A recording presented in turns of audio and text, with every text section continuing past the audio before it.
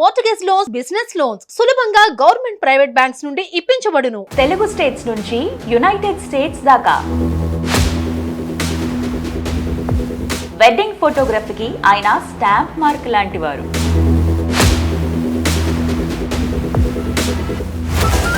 Frame కళ్ళతో మాత్రమే కాదు, మనసుతో చూస్తారు. ఆయన మరెవరూ కాదు, పోట్రియా వెంకీ.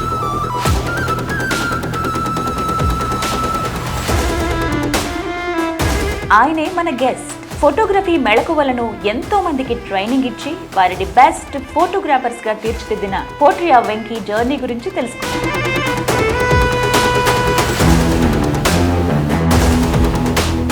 హలో వెంకీ గారు, నమస్తే. నమస్తే అండి. వెంకటరమణ గారు అనాలా? పోట్రియా వెంకీ అంటారు. So fine. యాక్చువల్లీ అలా అంటేనే చాలా మందికి తెలుసు పోట్రియా వెంకీ. అవును, ఒక బ్రాండ్ క్రియేట్ చేసేసారు మీరు.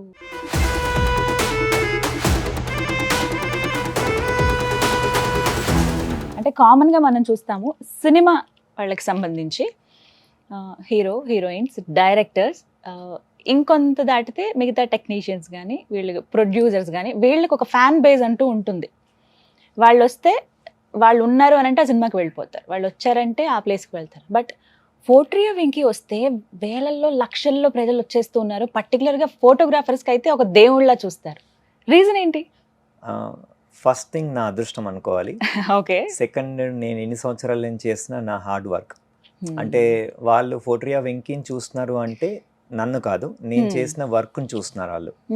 అంటే నేను ఎలాంటి ఫోటోలు తీస్తాను, ఒక ఫోటోగ్రాఫర్గా, ఒక మనిషిగా మనం ఎలా బతకాలి, ఈ రెండు నా దగ్గర నుంచి వాళ్ళు నేర్చుకుంటున్నారు. అది చూసి ఇన్స్పైర్ అవుతున్నారు. సో అది నాకు హెల్ప్ అవుతుంది యాక్చువల్గా. సో ఒక ఫోటోగ్రాఫర్ కి ఇంత ఫ్యాన్ ఫాలోయింగ్ ఉండడం అనేది నిజంగా యు ఆర్ బ్లెస్డ్. ఆ విషయంలో యాక్చువల్గా అది బ్లెస్డ్.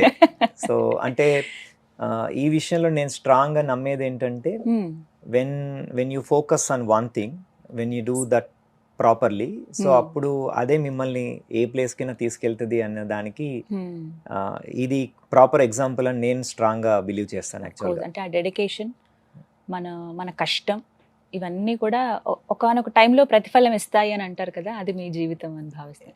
కానీ ఇప్పుడండి ఒకప్పుడు గురించి మాట్లాడుకుంటే ఊరికి ఒక ఫోటోగ్రాఫర్ ఉండడం అనేది చాలా గొప్ప విషయం. ఫోటో స్టూడియో పెడుతున్నారంటే అది చాలా గొప్పగా చెప్పుకునేవాళ్ళు. బట్ ఇప్పుడు చాలా కామన్ అయిపోయింది, అందరూ ఫోటోలు తీసేస్తున్నారు. చాలా టెక్నాలజీ కూడా పెరిగిపోయింది, అందరికీ అర్థమైపోయింది ఫోటోలు తీయడం ఇదంతా. బట్ హెవీ కాంపిటీషన్ కూడా ఉంది. ఈ సిచ్యువేషన్ ఎలా చూస్తారు మీరు అసలు? కాంపిటీషన్ ఉండడం అనేది చాలా మంచిదే. ఓకే. అండ్ ఇప్పుడు భారతదేశంలో వెడ్డింగ్ ఫోటోగ్రాఫర్కి ఉన్నంత లైఫ్ ఎవరికి లేదు. ఓకే. రీజన్ ఏంటంటే వరల్డ్లో హైయెస్ట్ యూత్ ఉంది భారతదేశంలోనే. అవును. సో ఆ యూత్ అందరూ మన దేశ సాంప్రదాయం ప్రకారం ఏ లాంగ్వేజ్లో అయినా సరే పెళ్లి చేసుకోకుండా మాత్రం పోరు. పెళ్లి చేసుకోవాలంటే ఖచ్చితంగా ఫోటోగ్రాఫర్ కావాలి. సో ఇది ఇంకొక 20 ఏళ్ళ దాకా నడుస్తుంది. సో ఆ 20 years ఫోటోగ్రఫీ ఫీల్డ్కి, అంటే వెడ్డింగ్ ఫోటోగ్రఫీ, వెడ్డింగ్కి సంబంధించిన ఫోటోగ్రఫీయే కాదు, ఏ రిలేటెడ్ అయినా సరే 20 years వరకు వాళ్ళ లైఫ్కి ఎలాంటి డోకా లేదు. బట్ కాంపిటీషన్ అనేది రోజు రోజుకి పెరుగుతూనే ఉంటుంది. ఈ కాంపిటీషన్లో మనం ఇంకా నెక్స్ట్ లెవెల్లో బతకాలి అంటే మిగతా అందరికంటే మనలో గొప్ప ఏముంది, మనల్ని వాళ్ళు ఎందుకు చూస్ చేసుకోవాలి, సో అది మనం క్రియేట్ చేసుకున్నామంటే డెఫినెట్లీ మన కాంపిటీషన్తో మనకి ఎలాంటి సంబంధం లేదు. సో ఇది ఒక చక్కగా ఒక మెసేజ్ ఇప్పుడు వస్తున్న వాళ్ళందరికీ కూడా. చాలా మంది ఒక భయం క్రియేట్ అయిపోయింది, చాలా మంది వదిలేసి పక్కకి వెళ్ళిపోతున్నారు. ఇంత కాంపిటీషన్లో మనం తట్టుకోలేము, ఈ ఫోటోగ్రఫీలో ఎంత బాగా తీసినా కూడా మనకు ఆ ఛాన్సెస్ రావట్లేదని పక్కకు తప్పుకునే వాళ్ళు కూడా ఉన్నారు. అది మీరు గమనించారా? అవును, చాలా మంది. అంటే నాట్ ఓన్లీ దట్, ఇప్పుడు ఫిల్మ్ కెమెరా నుంచి ఫస్ట్ ఫోటోగ్రఫీ అనేది డిజిటల్ కెమెరాకి మారింది. డిజిటల్ కెమెరా నుంచి ఇప్పుడు మిర్రర్లెస్ కెమెరా అనే దానికి మారింది. ఈ మధ్యలో సోషల్ మీడియాలో మీరు ఫేమస్ అవుతేనే మీకు పెళ్ళిళ్ళు వచ్చేవి. సో ఇలా మారినప్పుడల్లా దాన్ని అందుకోలేక చాలా మంది ఫోటోగ్రఫీని వదిలేసిన వాళ్ళు ఉన్నారు. అంటే చేంజ్ని యాక్సెప్ట్ చేయక వదిలేసిన వాళ్ళు చాలా మంది ఉన్నారు. సో అది చూస్తే కొన్నిసార్లు కొంచెం బాధేస్తుంది. బట్ యాక్సెప్ట్ చేయాల్సిందే ఈ ఫీల్డ్లో ఉంటే మాత్రం చేంజ్ని. తప్పదు అని ఇందాకన్నారు సోషల్ మీడియా. మీరు ఒక రీల్ పోస్ట్ చేస్తే మిలియన్స్లో వెళ్ళిపోతూ ఉంటాయి.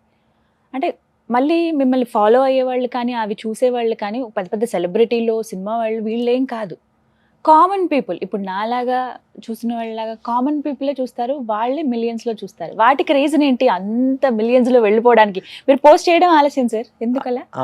అంటే బేసిక్గా మనం ఎవ్రీడే మార్నింగ్ లేచిన తర్వాత నుంచి పడుకునేంత వరకు మన లైఫ్లో డిఫరెంట్ టైప్ ఆఫ్ స్ట్రెస్, లేకపోతే యాంగ్జైటీ, లేకపోతే ఏదో ఒక బాధ, ఏదో ఒక న్యూస్ చూసి ఒక ఫీల్ అనేది క్రియేట్ అవుతూ ఉంటుంది.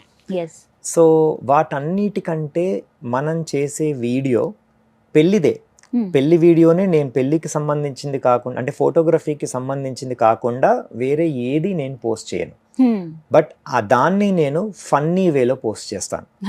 అంటే పెళ్లి కూతురు రెడీ అయ్యేటప్పుడు ఫోటోగ్రాఫర్ బయట గంటలు వెయిట్ చేసేటప్పుడు వాని మైండ్ లో ఫీలింగ్స్ ఏముంటాయి అనేది నేను క్రియేట్ చేస్తాను. లేదా ఒక ఫోటోగ్రాఫర్ కి ఇప్పుడు రీసెంట్ గా ఒక వీడియో పోస్ట్ చేస్తాను. అందరూ గోవాకి వెళ్తుంటారు. అందరు గోవా అనగానే బీచ్, బీరు, ఎంజాయ్ చేయడము ఇదే మైండ్ లో ఉంటుంది. బట్ యాజ్ ఎ ఫోటోగ్రాఫర్ గా గోవా అట్లా కనబడదు వాళ్ళకి. కొండలు ఎక్కడం, గుట్టలు ఎక్కడం, పొద్దున్న లేవడం, బ్యాగులు మోయడం, లైట్ వాళ్ళ మీద పడడం, వర్షం వాళ్ళ మీద పడడం, ఇలా కనబడుతుంది. సో దీన్ని నేను ఫన్నీ వేలో చూపిస్తాను. సో అంటే జనాలకి ఎంటర్టైనింగ్ అనేది ఫోటోగ్రఫీ ద్వారా నేను ఇవ్వడం వల్ల నా రీల్స్ కి వ్యూస్ అనేది, అంటే అందరూ చూసే కోణంలో కాకుండా మీరు కొంచెం స్పెషల్ గా ఫోటోగ్రఫీ సైడ్ నుంచి ఆలోచిస్తారు. ఫన్ అనేది మిస్ చేయను, డెఫినెట్లీ ఫన్ ఉంటుంది. వెంకీ గారు, మీ గురించి తెలుసుకోవాలనుకుంటున్నాం. ఈ పర్సనల్ లైఫ్ అంటే కరీంనగర్ నుంచి హైదరాబాద్, ఈ జర్నీ ఎలా క్లుప్తంగా మాకోసం? బేసిక్గా మా ఫ్యామిలీ అందరూ కూడా టెంపుల్లో పూజారులు. అంటే ఇప్పుడు మీరు కరీంనగర్ వెళ్ళి కరీంనగర్లో నిల్చొని వెంకటరమణ మీకు తెలుసా అంటే టెంపుల్ పూజారి బయటకు వచ్చి నా మామనో మా బాబాయో లేకుంటే మా బావనో ఎవరో ఒకళ్ళు. సో అంటే మా ఫ్యామిలీ మొత్తం ఓన్లీ పూజారులే, పౌరోహిత్యంలో మొత్తం పౌరోహిత్యం. సో అది కాకుండా వేరేది. సో నాకు నేను కూడా ఇంటర్ అయిపోయిన తర్వాత నన్ను కూడా ఒక సాయిబాబా టెంపుల్లో పూజారిగానే పెట్టారు. సో నేను కూడా ఒక టెంపుల్లో పూజారినే. సో అంటే పుట్టినప్పటి నుంచి మా ఫాదర్ పూజారి. సో పూజారి అనేది మా ఫ్యామిలీలో బై బర్త్ వచ్చిన ఒక అధికారం అనుకోవచ్చు, ఏదైనా అనుకోవచ్చు. సో వాళ్ళ మైండ్లో ఏముంటుంది, సో పూజారి కొడుకు ఈ టెంపుల్లో కాకుండా ఇంకో టెంపుల్లో పూజారిగా ఉండాలి. సో అలా ఒక సాయిబాబా టెంపుల్లో నన్ను పూజారిగా పెట్టారు. మీరు ఇంటర్ చదువు అయిపోయిన తర్వాత. సో యాజ్ ఎ ఫాదర్గా మనల్ని ఒక పూజారిగా ఒక టెంపుల్లో పెట్టారు అంటే మన లైఫ్ సెటిల్. ఇంకా అంటే లైక్ ఇంకా పూజారిగా ఒక టెంపుల్ ఉందంటే ఇంకా చాలా లైఫ్ లాంగ్ అదే టెంపుల్ ఇంకా వస్తుంటారు, పూజ వెళ్తుంటారు. సో బట్ నా మైండ్ అది ఉండేది కాదు. I want to do something new, something big. So అలా మీ ఆలోచన అప్పుడు ఏంటంటే నేను సాయిబాబా టెంపుల్ దగ్గర పూజ చేసేటప్పుడు అది ఎర్లీ మార్నింగ్ 5 o'clock హారతి కోసం వెళ్ళాల్సి ఉంటుంది. ఈవినింగ్ 6 o'clock కంపల్సరీ హారతి ఉంటుంది. సో నా టెంపుల్ మానేర్ డ్యామ్ అని ఒక డ్యామ్ ఉంటుంది, దాని పక్కన ఉండేది. సో ఎర్లీ మార్నింగ్ వెళ్ళినప్పుడు నేను సాయిబాబా ఆ నేచర్ తప్ప ఇంకెవరు ఉండేవాళ్ళు కాదు. అంటే అప్పుడప్పుడే కట్టిన టెంపుల్, సో ఎవరు వచ్చేవాళ్ళు కూడా కాదు మా టెంపుల్. సో ఆ నేచర్ పైన సన్ రైజ్, ఆ వాటర్ పైన సన్ రైజ్ పడడము, సన్సెట్ రావడము, ఆ బర్డ్స్ వెళ్ళడము, అది నన్ను ఫోటోగ్రఫీకి అట్రాక్ట్ చేసింది. సో అలా ఎవ్రీ థర్స్డే సంపాదించుకున్న కొంచెం డబ్బుల్ని నేను పోగేసుకొని ఒక కెమెరా కొనుక్కున్నాను. అప్పుడే ఎంత పెట్టుకున్నారు ఫస్ట్ కొన్న కెమెరా పేరు వివిటార్. సో ఆ కెమెరా కాస్ట్ వచ్చేసి 4,500 రూపీస్. 4,500 అంటే ఎక్కువే కదా.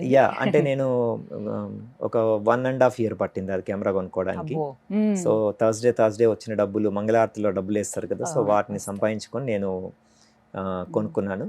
సో ఈనాడు పేపర్ లేదా న్యూస్ పేపర్స్ ఏదైతే ఉంటే పేపర్ చూసి కరీంనగర్లో ఆ ఫోటోగ్రాఫర్ ఆ పేపర్లో ఫోటో ఎలా తీసాడో సేమ్ అదే ప్లేస్కి వెళ్ళి నేను అదే ఫోటోని మళ్ళీ తీయడానికి ట్రై చేసేవాడిని టు లర్న్ ఫోటోగ్రఫీ. ఎందుకంటే అప్పుడు యూట్యూబ్ అనేది ఉండదు, సో ఏవి లేవు. సో గూగుల్, యూట్యూబ్ ఏమీ లేదు అసలు ఫోన్ లో.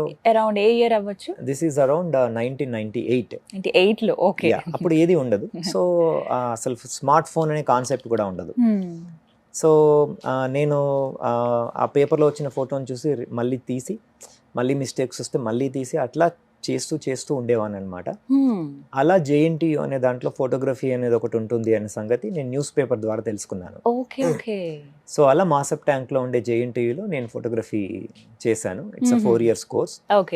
సో అది చేస్తూ నేను విజయకృష్ణారెడ్డి అని నా ఫ్రెండ్, ఇద్దరం కలిసి ఒక స్టూడియో వి స్టూడియోస్ అని ఫస్ట్ స్టార్ట్ చేసాం. సో వి స్టూడియోస్, ఇద్దరు పేరు వి ఉంటుంది, సో అలా వి స్టూడియోస్ అని స్టార్ట్ చేసాము. సో ఆ తర్వాత అతను వేరే దాని మీద బయటకు వెళ్ళారు, సో నేను ఆ స్టూడియోని కంటిన్యూ చేశాను అనమాట. అప్పుడు మీరు పౌరోహిత్యం చేసేవారా? ఇక్కడికి వచ్చిన తర్వాత పౌరోహిత్యం చేసేవాడిని కాదు, ఇంకా లేదు. Completely focus on photography. అంతే. Yeah. ఫస్ట్ మీరు తీసిన పిక్ గుర్తుందా? అంటే ఇంకా కంప్లీట్ ప్రొఫెషనల్ గా అన్ని నేర్చుకుని మీకు బాగా నచ్చిన పిక్ మీరు తీసిన వాడు. అట్టర్ ఫ్లాప్ అయింది. అవునా? రామోజీ ఫిలిం సిటీ దగ్గర ఒక అమ్మాయి పెద్ద మనిషి ఫంక్షన్ కి నన్ను పిలిచారు నేర్చుకున్న తర్వాత. అప్పుడు చాలా పెద్ద వీడియో కెమెరా పట్టుకొని వెళ్ళాల్సి వచ్చింది. సో నేను నేర్చుకుంది ఫోటోగ్రఫీ, బట్ నేను తీయాల్సి వచ్చింది వీడియో. ఏదో ఒకటి 500 ఇస్తా అన్నారు, that is very important for me అని చెప్పేసి నేను వెళ్ళా. దానిలో ఒక వైట్ బ్యాలెన్స్ ఫిల్టర్ అనేది ఒకటి ఉంటుంది అనే సంగతి నాకు తెలియదు ఆ వీడియో కెమెరాలో. పెద్ద క్యాసెట్ ఉండే చూసారా, అది నేను రామోజీ ఫిలిం సిటీకి వెళ్ళాను. బ్యాక్ లైట్ వచ్చేది నాకు, ముందు నుంచి మనం లైట్ ఆన్ చేస్తే బ్యాక్ లైట్ పోతుంది, లేదా మనం కొంచెం యాంగిల్ మారుస్తే వస్తుంది అనే నాలెడ్జ్ నాకు లేదు అప్పుడు. సో అప్పుడు నేను జస్ట్ సెకండ్ ఇయర్ నా కాలేజ్లో. సో ఫంక్షన్ మొత్తం అయిపోయిన తర్వాత వచ్చి ఎడిటింగ్ చేయడానికి అని ఇస్తే మొత్తం బ్లాక్, అందరూ షేప్స్ కనబడుతున్నాయి తప్ప ఎవరెవరో తెలియదు, ఎవరు వచ్చారు ఎవరు రాలేదని తెలియదు. సో ఒక క్లయింట్ రియాక్షన్ ఏంటప్పుడు? అంటే 2 నెలలు మేము దొరకకుండా తిరిగాను, సో నాకు తెలియదు రియాక్షన్ ఏముంటుంది అని నాకు భయం వేసి 2 నెలలు. సో అప్పుడు నాకు ఇంకో ఆలోచన కూడా వచ్చింది, సాయిబాబా గుళ్ళో ఉంటే అయిపోయేది కదా, ఏంటి అసలు ఇది ఎందుకు వచ్చాను దేవుడా అని కూడా అనుకున్నాను. But then I realized my mistake, then I took that video, then I went to that client, then mistake చెప్పాను నేను.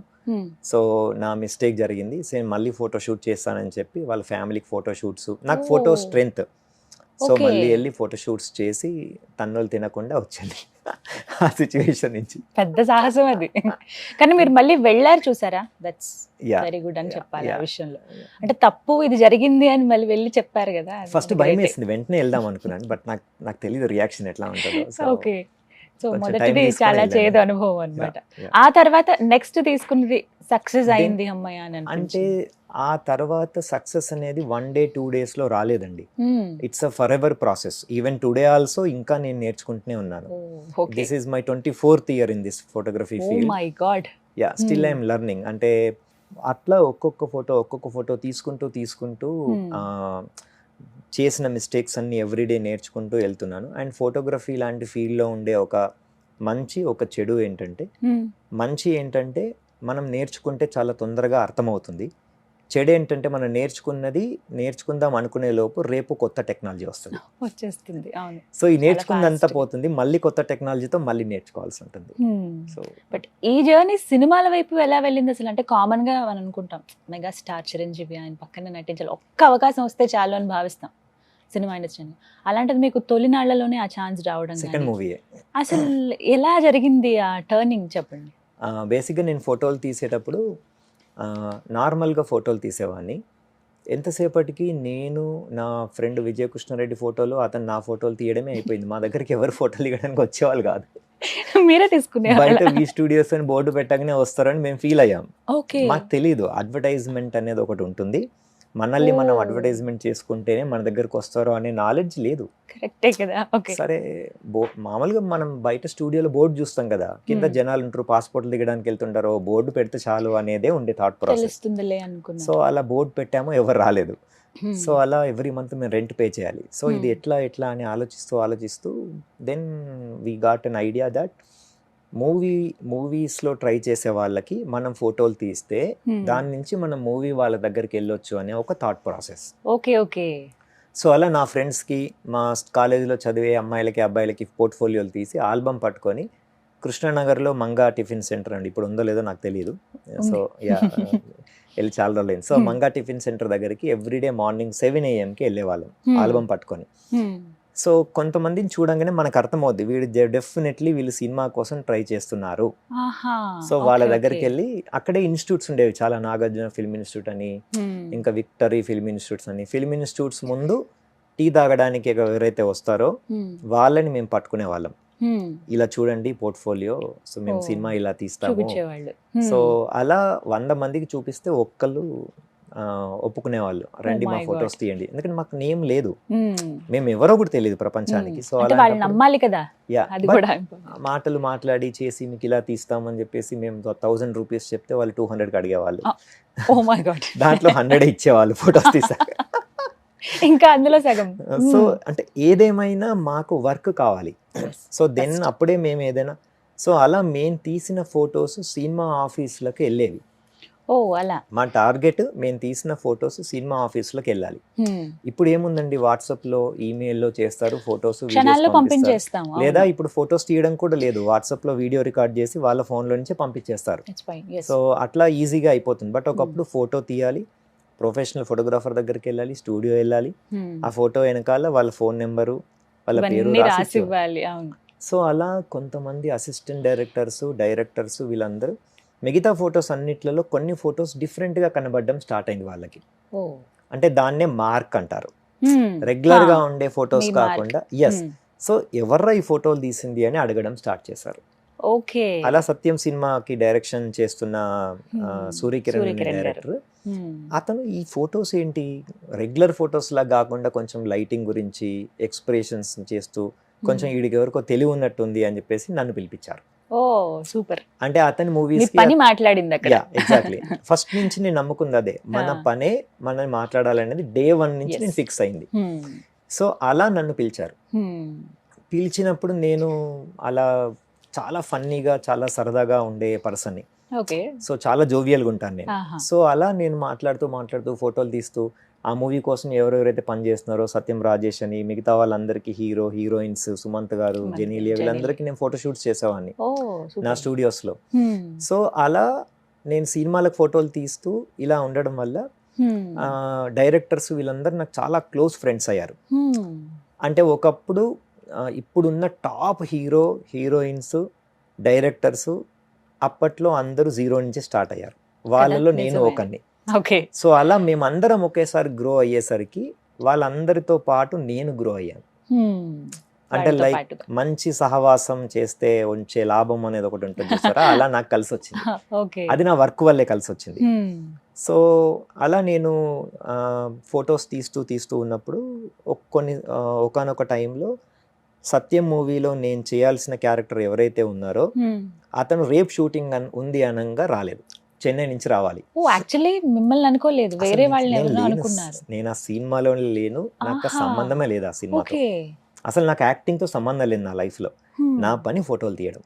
నన్ను ఆ డైరెక్టర్ అప్రోచ్ అయ్యింది కూడా పోర్ట్ఫోలియోస్ తీసి ఇవ్వడానికి. రేప్ షూటింగ్ ఉంది, అప్పటికే ఆ సినిమా 3 సార్లు పోస్ట్ పోన్ అయింది. ఇంకొకసారి పోస్ట్ పోన్ అయితే ఇంకా మళ్ళా నాకు సినిమా షూటింగ్ చేసే ఛాన్స్ ఉంటుందా లేదా అనేది డైరెక్టర్కి భయం. సో అతను రావట్లేదు, అతనికి ఏదో యాక్సిడెంట్ అయింది, హీఈస్ నాట్ కమింగ్. సో రాత్రి నుంచి మార్నింగ్ 7 AM కి షూటింగ్ స్టార్ట్ అవ్వాలి అకార్డింగ్ టు ద ముహూర్తం. సో మార్నింగ్ 7 కంటే ఈవినింగ్ 7 తెలిసింది అతను రావట్లేదని. ఆ 12 hours వాళ్ళు ఎతుకుతూనే ఉన్నారు. ఫన్నీ ఏంటంటే నేను పక్కనే ఉన్నాను, వచ్చిన వాళ్ళందరికీ ఫోటోలు తీస్తూ వీడియోలు తీస్తూ ఆ 7 hours ఎతుకుతూనే ఉన్నారు. 6 o'clock ఇంకా నేను వచ్చిన వాళ్ళకి చేయడం రాకపోతే నేను వెళ్ళి చూపించేవాడిని, ఇట్లా చేయాలరా అని చెప్పేసి. సో అలా డైరెక్టర్కి అరే ఒకసారి నాతో పాటు రారా అని చెప్పేసి, అంటే అప్పుడు అరే అనే లెవెల్కి వెళ్ళిపోయింది మా ఫ్రెండ్షిప్. నన్ను అంటే నేను ఆయన్ని కాదు, సో అలా నన్ను తీసుకొని డైరెక్ట్ గా సుప్రియ దగ్గర, నాగార్జున గారి తన దగ్గర నిల్చోబెట్టి ఇతనే ఆ క్యారెక్టర్ చేస్తున్నాడు. నేను షాక్, నాకు చెప్పుడు కూడా చెప్పలేదు. అన్న ఏంటన్నా ఇది, అరే నీకు వచ్చురా, నేను చూశాను, నువ్వు నాకు చెయ్యి, లైఫ్లో చాలా ఇంపార్టెంట్ థింగ్ ఇది, ఇప్పుడు నేను పోస్ట్ పోన్ అయితే ఇట్ ఈస్ ఇంపాసిబుల్ అని బేసిక్గా నన్ను సినిమా ఇండస్ట్రీకి ఒక యాక్టింగ్ అనేది చేయడానికి పరిచయం చేసింది సూర్యకిరణ్ గారే. సో అంటే అతను నన్ను నమ్మాడు. బేసిక్ ఏంటంటే మళ్ళీ ఇక్కడ మాట్లాడింది పనే, నేను అక్కడ చేసి చూపించింది అతనికి నచ్చింది, ఇతను చేయగలడు అని నమ్మి అతను నన్ను తీసుకున్నాడు. అదంతా ఒకటి. డే 1 నేను చేసే అంటే నా ఫస్ట్ షాట్ ఎవరితో అంటే ఎదురుగా కొండవలస గారు, ఇటు పక్కన కోట శ్రీనివాసరావు గారు, నా పక్కన సత్యం రాజేష్, ఎదురుగా హీరో సుమంత్ గారు, ఇటు పక్కన లెజెండ్ బ్రహ్మానందం గారు. వీళ్ళందరూ డైలాగులతో పాటు నా డైలాగ్ మధ్యలో చెప్పాలి. ఇంకా బేసిక్గా చెమటలు కారడం అనే ఒక కాన్సెప్ట్ అనేది అసలు చిన్నదే ఇంకా ఆ మాటకు కూడా. ఎంత భయం వేస్తుంది లైఫ్లో ఫస్ట్ టైం ఇంతమంది మధ్యలో లెజెండ్స్ మధ్యలో కూర్చొని నేను డైలాగ్ చెప్పాలి. సో నేను అవేం పట్టించుకోలేదు. నాకు సూర్యకిరణ్ ఏం చెప్పాడంటే, నీకు సంబంధం లేదురా, లాస్ట్ డైలాగ్ బ్రహ్మానందం గారు చెప్తారు, ఆ లాస్ట్ వర్డ్ వినంగానే నీకేం చెప్పాలనుకుందో అది చెప్పేసి అన్నాడు. అంతే. నేను అదే పట్టుకున్నాను. ఓకే, నా క్యారెక్టర్ ఇది, నేను అమాయకుని, నేను అమాయకంగా ఉండాలి, నేను వింటున్నాను, అటు చూస్తూ ఇటు చూస్తూ అండ్ డైలాగ్ రాగా నేను చెప్పేసా. గుర్తుంది ఆ డైలాగ్? యా గుర్తుంది. బేసిక్ ఏంటంటే 10th ఫెయిల్ అంటాను నేను, సారీ ఆబ్సెంట్ అంటాను నేను. నేను ఆబ్సెంట్ అంటాను. ఆబ్సెంట్ అనగానే అక్కడ ఉన్న వాళ్ళందరూ కూడా నవ్వారు. సబ్జెక్ట్స్ ఫెయిల్డ్, మ్యాథ్స్ తప్ప. ఓహో, అందులో పాసా? కాదు, absent. The first dialogue they అందరు నవ్వారు, అందరికి షార్ట్ ఓకే అయిపోయింది. సో అట్లా ఆ మూవీలో యాక్ట్ చేసి నా అదృష్టం బాగుండి ఆ మూవీ పెద్ద హిట్. నా క్యారెక్టర్ చాలా పెద్ద హిట్. సో అందులో ఒక సాంగ్ యా యా రెండు మొక్కజొన్న పొత్తులనే తిందు అని యాక్చువల్గా పాట రాసింది పాడింది నేనే.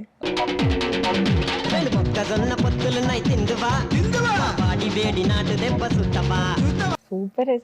మీకు ఎప్పుడు ఆ ఆలోచన వచ్చింది? అది కూడా సూర్యకిరణ్ గారు చెప్పారా? అంటే బేసిక్ గా మేము ఈ సినిమా అనే దానికంటే ముందు వరకు మేము ఫోటోషూట్స్ చేస్తుంటాం. అవునవును. సో ఈ మోడల్స్ వాళ్ళు రెడీ అయ్యేలోగా మేము కూర్చొని సరదాగా పాటలు పాడుకునే వాళ్ళము, కొత్త కొత్త పాటలు రాసుకునే వాళ్ళము. మంగా టిఫిన్ సెంటర్ దగ్గరికి వెళ్తే అక్కడ పూరి చెత్తగా ఉందనుకోండి, చెత్త పూరి అనే దాని మీద ఒక పాట రాసుకునే వాళ్ళం అప్పటికప్పుడు. ఇట్స్ ఫర్ ఫన్ అప్పటికప్పుడు. సో అట్లా నా మొక్కజొన్న పొత్తుల్ని తిందువా సాంగ్ కూడా అట్లాగే ఉంటది. పాట ఒక్కసారి పాడండి, చాలా రోజులైంది. రెండు మొక్కజొన్న పొత్తులున్నాయి తిందువా, మా వాడి వేడి నాటు దెబ్బ చూస్తావా. రెండు మొక్కజొన్న పొత్తులున్నాయి తిందువా, మా వాడి వేడి నాటు దెబ్బ చూస్తావా. రాత్రి 10 గంటలకు సత్యమన్న దెబ్బలకు లైట్ వేసుకో, లైట్ ఆపుకో, లైట్ వేసుకో, లైట్ ఆపుకో, లైట్ వేసుకో, లైట్ ఆపుకో, ఎసై ఎసై ఎసై ఎసై ఎసై.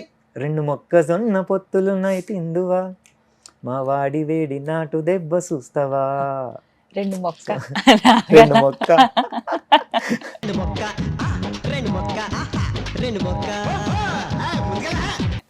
అంటే కామన్ గా మాట్లాడుతున్నట్టే ఉంటుంది. అట్లాగే ఉంటుంది. ఏదో ఎవరి గురించి చెప్తున్నారు ఇలా అన్నట్టే ఉంటుంది. Very nice. సో దెన్ ఆ మూవీ హిట్ అయిన తర్వాత వన్ డే అంటే ఆ మూవీ హిట్ అయింది కదా, అయిపోయింది, నాకు సినిమాలతో సంబంధం లేదు, మళ్ళీ నా ఫోటోగ్రఫీ నేను చేసుకుందామని చెప్పేసి మళ్ళీ నేను బిజీగా ఉన్నాను. ఆ సినిమా హిట్ వల్ల వచ్చిన పేరుని నేను తీసుకోలేదు. ఓకే. ఎందుకంటే నా ఆలోచన అంతా ఫోటోగ్రఫీయే. సో యాక్టింగ్ అనేది లేదు. It's okay. నేను ఆయన కోసం సూర్యకిరణ్ గారు అనే డైరెక్టర్ గారు నన్ను పిలిచినందుకు నేను కర్టసీగా నేను వెళ్ళి చేశాను, అంతే ఉంది నా మైండ్లో తప్ప ఇంకొకటి లేదు. One fine day I got a call from జయన్సీ పరంజీ గారు. నాకు ఆయన ఎవరో కూడా తెలియదు. అంటే లైక్ నా పని అయ్యగారు పూజారులు, సో సినిమాలు అనేది నాకు తెలియదు. చిరంజీవి గారు తెలుసు, అంతకు మించి నాకు నాలెడ్జ్ ఉండేది కాదు. సో దెన్ నాకు ఆయన ఎవరు కూడా తెలియదు. నన్ను పిలిచి ఇలా సినిమా ఆఫీస్కి రావాలి అంటే నేను ఫోటో షూట్ అనుకున్నాను. నేను అసలు చిరంజీవి గారి సినిమా అని కూడా నాకు తెలీదు. సో డైరెక్ట్ గా ఆఫీస్ కి పిలిచారు, మేకప్ టెస్ట్ చేయాలి, ఓకేనా మీకు అన్నారు. సరే దేనికోసం సార్ అంటే, ఏం లేదు 20 days క్యారెక్టర్ ఉంటుంది, అప్పటికి నాకు ఏమీ చెప్పలే. 20 days క్యారెక్టర్ ఉంటుంది, ఫస్ట్ మేకప్ టెస్ట్ చేస్తాము, మీకు 15 నిమిషాలే టైం పడుతుంది, మీకు ఓకే అది మాకు నచ్చితే మేము ఫర్దర్ మాట్లాడతాం, లేకపోతే లేదు. సరే ఇక్కడ దాకా వచ్చాను. నా మైండ్లో ఏముండేదంటే, ఆ మేకప్ టెస్ట్ అనే దాంతో ఒక ఫోటో షూట్ ఆయన అడగొచ్చులే. నా మైండ్ మొత్తం ఓన్లీ ఫోటోస్. సరే నేను ఆ 15 minutes నేను మేకప్ చేసుకున్నాను, కొంచెం కొబ్బరి నూనె పెట్టి మధ్యలో తీసి ఇది చేసి ఆ డ్రెస్ వేసి నన్ను తీసుకెళ్లారు జయంతి పరాంజీ గారి దగ్గరికి. తీసుకెళ్ళగానే పర్ఫెక్ట్ అన్నాడు ఆయన నన్ను చూసి. అనగానే నన్ను ఇంకా ఆయన దగ్గర నుంచి తీసుకెళ్ళిపోయారు. ఈజ్ వెరీ బిగ్ డైరెక్టర్, ఆయన డైరెక్ట్ గా మనతో మాట్లాడేంత సీన్ లేదు నాకు అప్పుడు. సో వేరే దగ్గర తీసుకెళ్లారు, ఎందుకంటే నేను యాక్టింగ్ చేస్తాను అప్పటికే ప్రూవ్ అయిపోయింది కదా. సో నేను యాక్టింగ్ ఎలా చేస్తానని అవసరం లేదు వాళ్ళకి, నేను లుక్ అంతే. సో దెన్ కో డైరెక్టర్ గారు నన్ను తీసుకెళ్ళి, నీ లైఫ్ లో ఎప్పుడైనా చిరంజీవిని చూసావా అన్నారు. లేదండి నేను చూడలేదు అన్నారు. నీ అదృష్టం ఏంటంటే రేపు నువ్వు ఆయనతో కలిసి యాక్ట్ చేస్తావు అని చెప్పారు. నేను షాక్, మీరు ఏం మాట్లాడతారండి నాకు అర్థమైతే లేదు అన్నారు. ఏం లేదు బ్రదర్, మున్నాబాయ్ ఎంబీబీఎస్ అనే ఒక సినిమా ఉంది కదా, దాంట్లో ఏదైతే స్వామి క్యారెక్టర్ ఉందో అది నువ్వు తెలుగులో చిరంజీవి గారితో చేస్తున్నావు అని చెప్పారు. నాకు ఆ మున్నాబాయిలో ఉన్న క్యారెక్టర్ ఏంటో నాకు తెలీదు, నేను ఆ సినిమా చూడలేదు, అప్పటికి చూడలేదు, నేను చూడలేదు, నాకు తెలీదు. సో దెన్ సరే నా మైండ్లో ఒక్కటే ఉంది, ఓకే చిరంజీవి గారితో నేను కలిసి యాక్ట్ చేయడం, దానికి మించింది మిగతాది ఏది నాకు ఎక్కలేదు, ఇంకా ఎక్కట్లేదు. ఎందుకంటే నేను చిన్నప్పటి నుంచి ఇప్పటికీ చిరంజీవి గారు ఫ్యాన్, సో అది మారదు. సో దెన్ నేను వెళ్ళిన ఫస్ట్ డే మళ్ళీ ఫన్నీ థింగ్ ఏంటంటే కొంచెం సేపు ఉండి కొంచెం దూరం ఉండి ఆయన ఎట్లా చేస్తారో అని అబ్జర్వ్ చేసి ఫస్ట్ చూసిన తర్వాత ఉండే ఆశ్చర్యాలు, ఆనందాలు, మూర్చపోవడాలు ఇవన్నీ ఏమైనా ఉంటే అవన్నీ అయిపోయిన తర్వాత మెల్లిగా యాక్ట్ చేద్దామని నేను అనుకుంటే, ఫస్ట్ షాటే నాతో పాటు ఆయన పక్కన కూర్చునే షాట్, ఫస్ట్ షాటే పల్లీలు తింటావా స్వామి అని అడుగుతారు కదా, that is the first shot. మళ్ళీ నా మీద పడి ఇలా పల్లీలు ఇచ్చే షాట్. అంటే ఇమాజిన్ చేయండి, ఒక దేవుడు అని మీరు ఫీల్ అయ్యేటోడు మీ దగ్గర పక్కన కూర్చొని మీ టచ్ అయ్యి మీ చేతికి ఇచ్చి మీ పల్లీలు ఇస్తుంటే మీకు ఎలా ఉంటుంది? సో ఈ రోజుకి ఇక దాని గురించి చెప్తుంటే I can see the goose bumps. అది అంటే దట్ ఈస్ అది ఒక గ్రేట్ ఫీల్ లైఫ్ లో ఉన్న గ్రేట్ ఫీలింగ్స్ లో అదొక గ్రేట్ ఫీలింగ్. సో నా అదృష్టం ఏంటంటే ఫస్ట్ షాట్ అది కూడా ఓకే అయిపోయింది. సూపర్. సో దెన్ అంతకుముందు ఆ క్యారెక్టర్ ఒక 2-3 చేశారు, సూట్ అవ్వలేదు. సో నేను చేసేసరికి చిరంజీవి గారు కూడా హ్యాపీ ఉన్నారు. సో దెన్ మన లెవెల్కి ఆయన దగ్గరికి వెళ్ళి కూర్చొని మాట్లాడుకునేంత సాహసం కూడా నేను చేయలేదు. చాలా దూరంగా అతన్ని చూడడమే చాలు కదా మనకి. సో దెన్ థర్డ్ డే ఇంకా క్యారెక్టర్ చేస్తూ ఉన్నప్పుడు అరే స్వామి నువ్వేంట్రా అక్కడ తింటున్నావు ఇక్కడ రా అని పిలిచారు. పిలిచేటప్పుడు బేసిక్గా మామూలుగా మాట్లాడుతూ ఏంట్రా నువ్వేం చేస్తావు, ఏ ఊరు అని అడిగితే ఇట్లా ఆంజనేయ స్వామి గుళ్ళు, నేను పెద్ద హనుమాన్ భక్తుని తెలుసా నీకు. ఆయన అంటే లైక్ మనం ఎక్స్పెక్ట్ చెయ్యం కదా ఒక సూపర్ స్టార్ వెరీ కూల్ గా మాట్లాడుతున్నాడు. సో దెన్ 22 days అతనితో యాక్ట్ చేశాను. మళ్ళీ నా అదృష్టం బాగుండి ఆ సినిమా ఫస్ట్ సినిమా కంటే డబుల్ హిట్, సూపర్ హిట్ అది.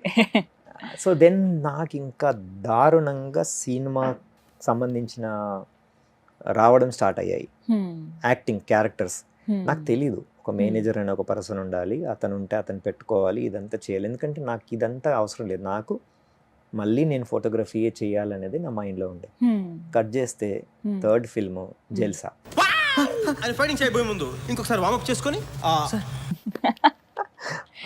అనుకోకుండా టర్న్ అయిపోయింది. సో ఆ తర్వాత మళ్ళీ నన్ను త్రివిక్రమ్ శ్రీనివాస్ గారు పిలిచారు.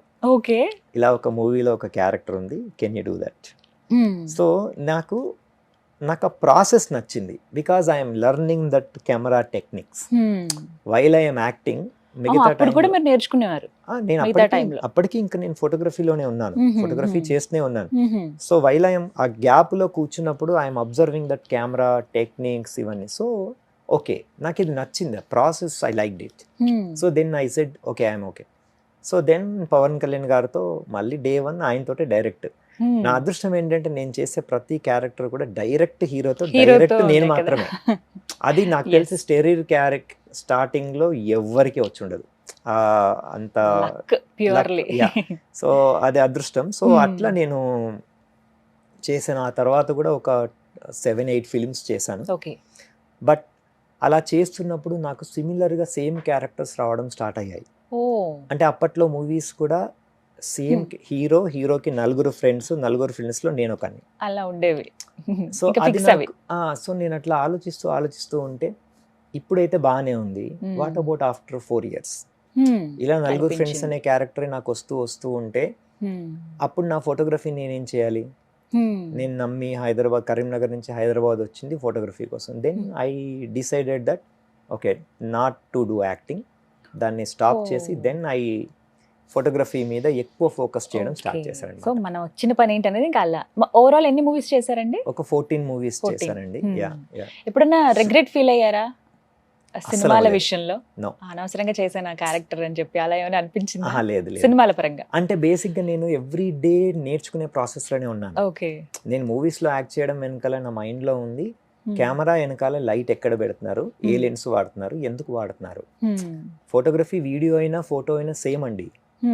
అది మూవింగ్ ఉంటుంది, ఇది స్టిల్ ఉంటుంది, రెస్ట్ ఎవ్రీథింగ్ ఈ సేమ్ కదా. So I learn the process. So మళ్ళీ ఫోటోగ్రఫీకి వచ్చేసారు. Photography ఆ తర్వాత అంటే చాలా ఛాలెంజింగ్ అని చెప్పుకోవాలి, అంత ఈజీ కాదు. అందంగా చూపించాలంటే ఎదుటి వాళ్ళు ఫస్ట్ సాటిస్ఫై అవ్వాలి, ఎవరైతే ఫోటోగ్రఫీ చేయించుకున్నారో. అదొక సాహసం అని అంటారా మీరు? ఎలా అభివర్ణిస్తారు ఒక ఫోటోగ్రఫీని? మిగతా ఫోటోగ్రఫీ ఈజ్ వెరీ ఈజీ. ఇప్పుడు మీరు ఫ్యాషన్ ఫోటోగ్రఫీ చేశారనుకోండి, అక్కడ ఉన్న మోడల్ని మీరు సాటిస్ఫై చేస్తే సరిపోతుంది, వన్ పర్సన్ని. లేదా మీరు కనుక లాక్మే కనుక ఫోటో షూట్ చేస్తే ఆ లాక్మే ఓనర్ ఎవరైతే ఉన్నారో ఆ ఫొటోస్ ఆ మోడల్ కాకుండా ఆ లాక్మే అంటే మీకు అడ్వర్టైజ్మెంట్ ఇచ్చిన వాళ్ళని సాటిస్ఫై చేస్తే సరిపోతుంది. మీరు వైల్డ్ లైఫ్ ఫోటోగ్రాఫర్ అనుకోండి, మీరు పులిని ఫోటో తీస్తారనుకోండి, మీరు వెళ్ళి అడగరు కదా నువ్వు సాటిస్ఫైడా కాదా అని. మీరు ఏది తీస్తే అదే ఫోటో, అంతే, అదే పిక్చర్. అదే పిక్చర్. ట్రావెల్ ఫోటోగ్రఫీ అనుకోండి, చార్మినార్ను తాజ్ మహల్ను ఫోటోలు తీస్తారు, అది కూడా అంతే కదా. మీరు వెళ్ళి అడగరు తాజ్ మహల్ని చార్మినార్ని. నేను చూస్ చేసుకున్న ఫీల్డ్ వెడ్డింగ్ ఫోటోగ్రఫీ అనేది ఏదైతే ఉందో most toughest job in the world. మీరు పెళ్లి కొడుకు పెళ్లి కూతురుని మాత్రమే సాటిస్ఫై చేయడం కాదు, పెళ్లి కూతురు పెళ్లి కొడుకు వీళ్ళ ఫ్యామిలీ వాళ్ళ ఫ్యామిలీ, వీళ్ళ సిస్టర్ వాళ్ళ సిస్టర్, వీళ్ళ బావమరిది వాళ్ళ బావమరిది, వీళ్ళ సైడ్ పెళ్లి పెద్ద వాళ్ళ సైడ్ పెళ్లి పెద్ద, ఓన్లీ పెళ్లికి మాత్రమే వచ్చే కొంతమంది క్యారెక్టర్స్ ఉంటారు, వీళ్ళందరినీ సాటిస్ఫై చేయడం is not at all important, not at all easy job అండి. చాలా కష్టమే, కత్తి మీద సామే. Very tough, very tough. ఒకళ్ళు ఒకటి చెప్తే ఇంకొకళ్ళు ఇంకొకటి, ఇలా ఉంటే బాగుంటుంది కదా, అసలు మొత్తానికి అయితే ఏం బాతీలేదని కొంతమంది. అన్నీ ఉంటాయి, అన్నీ ఉంటాయి. ఇలా ఏదైనా మీకు బ్యాడ్ ఎక్స్పీరియన్స్ ఏదైనా జరిగిందా? చాలా జరిగాయి, నాట్ ఓన్లీ 1-2. సో బేసిక్గా ఒక బిగ్గెస్ట్ పేర్లు చెప్పను, బిగ్గెస్ట్ ఇంట్లో ఒక పెళ్లి చేశాను నేను. పెళ్లి చేసిన తర్వాత అంటే రెండు చాలా సిల్లీ అండ్ ఫన్ ఇన్సిడెంట్స్ ఏదైనా అనుకోండి. ఒక బిగ్గెస్ట్ సెలబ్రిటీ వాళ్ళ ఇంటికి వెళ్ళి పెళ్లి ఫోటోలు తీసుకొచ్చాను, ఆల్బమ్ డెలివరీ చేశాను, అందరికీ బాగా నచ్చింది. ఆ ఆల్బంలో ఉన్న పెళ్లి కూతురు వచ్చింది, వచ్చి ఆ ఫొటోస్ చూసి ఆల్బమ్ తీసి నా మొహాన్ని ఇట్లా ఇసిరేసింది. ఇసిరేసి అసలు నీకు ఫోటోలు తీయడం వచ్చా, నువ్వు సెలబ్రిటీ ఫోటోగ్రాఫర్ అంటావు, తల మీద జీలకర్ర బెల్లం తీసేసి గ్రాఫిక్స్లో నార్మల్గా ఇవ్వడం కూడా తెలియదా అంది. ఇక మీలాగా నేను కూడా షాక్ అయ్యాను. ఒకసారి మళ్ళీ చెప్పరా అన్నాను నేను. జీలకర్ర బెల్లం పెట్టుకునేటప్పుడే జీలకర్ర బెల్లం ఉండాలి, మిగతా ఫొటోస్లో అంతా బంక చూడు పైన ఎలా కనబడుతుందో అది ఎట్లా ఉంటుంది, అది తీసేసి ఇవ్వాలి కదా అంది. సో అది నేను షాక్ అయ్యి సర్ప్రైజ్ అయ్యాను. తర్వాత చేసి నెక్స్ట్ 10 పెళ్లిళ్ళలో అదే భయం ఉండేది, పెళ్లి కూతురు కూడా నెక్స్ట్ అడుగుతారు జీలకర్ర బెల్లం ఉంచాలా లేదా, కనబడకుండా కొంచెం కప్పుకుంటే బాగుంటుంది అనే ఫీల్లోనే ఉండేవాడిని నేను.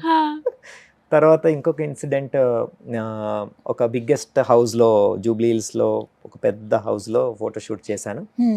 చేసినప్పుడు అన్ని ఫొటోస్ డెలివరీ చేశాను. మా ఫ్యామిలీలో మెయిన్ మెంబర్ని మీరు మర్చిపోయారు, నాకు ఈ ఆల్బమ్ వద్దు అంటారు ఫ్యామిలీ మెంబర్స్. నాకు అర్థం కాలేదు, ఏంది అందరు తీసాం కదండి, స్టేజ్ మీద ఫుడ్ తినేటప్పుడు చీరలో కూర్చున్నప్పుడు ఎవరిని మిస్ చేయలేదు, రండి అని చెప్పి తీసుకెళ్ళాడు. వాళ్ళ ఇంటి వెనకాల చిన్న రూమ్లో ఒక డాగ్ ఉంది. ఆ రోజు ఇక్కడ అరుస్తుందని చెప్పేసి వెనకాల కూర్చొని వెనకాల కట్టేస్తారంట దాన్ని. సో దాని ఫోటో తీయకపోవడానికి వాళ్ళు నాకు ఆ డబ్బులు ఇవ్వలేదు, అండ్ నన్ను తిట్టారు కూడా. ఇది మన ఫ్యామిలీ అంటే మీరు ఫ్యామిలీ మెంబర్స్ ఎవరు అని తెలుసుకోరా, మీరు తెలుసుకోవాలి కదా, సో మీ పని కదా అది, సో మేము చెప్పకపోతే మీరు తెలుసుకోవాలి కదా. సో ఈ 2 ఇన్సిడెంట్లు అయిన తర్వాత ఈ రోజు వరకు కూడా నేను మీ ఫ్యామిలీ మెంబర్స్ ఎవరండి అని 3 సార్లు అడుగుతాను. కంపల్సరీ డెఫినెట్లీ అడుగుతాం మేము. అది వాళ్ళు ఫైనల్గా అయిపోయిన తర్వాత మీ ఇంట్లో ఏదైనా పిల్లి కుక్క అలాంటివి కూడా ఏమైనా ఉన్నాయా, ఉంటే కొంచెం తీసుకోనండి, వాటి కూడా ఫొటోస్ తీస్తాం. నిజంగా చెప్తున్నారా? Definitely, I'm not joking, I'm damn serious. అలా అడిగితే అవునండి అని తీసుకొచ్చిన సందర్భాలు నా కెరీర్లో నేను ఒక 20 పెళ్లిళ్ళల్లో పెళ్లి కొడుకు పెళ్లి కూతురుతో పాటు డాగ్ కూడా మండపంలో వాళ్ళతో పాటు ఫోటో దిగిన ఫొటోస్ నా దగ్గర ఉన్నాయి. చాలా మంచి ఎక్స్పీరియన్స్లు ఉన్నాయండి. Thank you so much Venkata, wishing very all the best. ఇంకా సక్సెస్లు అందుకోవాలి మీ లైఫ్లో, మీరు అనుకున్నది నెరవేరాలని మనస్ఫూర్తిగా కోరుకుంటున్నాను. థ్యాంక్ యూ సో మచ్ అండి. వెల్కమ్ అండి. థ్యాంక్ యూ, నమస్తే.